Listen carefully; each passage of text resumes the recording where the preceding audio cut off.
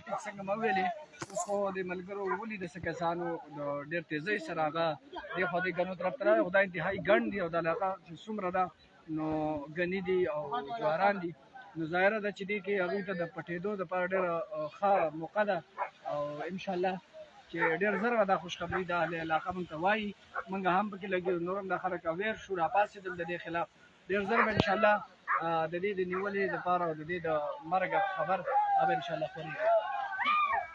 مخکې راوله څه شي دي یار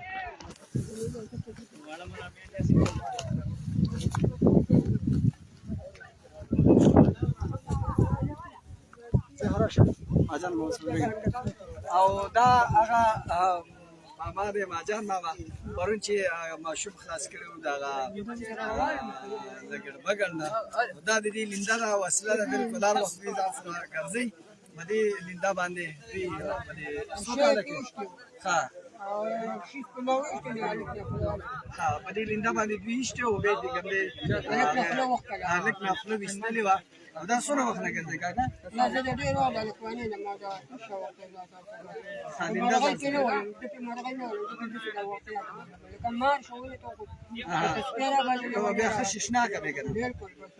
د هلک نه راواورېد او برا برا شو مار ښه نو که دی لاول د هلک شاته په سټ باندې ښه زه ما ته شا ورېد کله دی د هلک نه ومه چې د هلک راولېږل را سر د هلک نه وم نو دی ته برا برا شو بس ما ته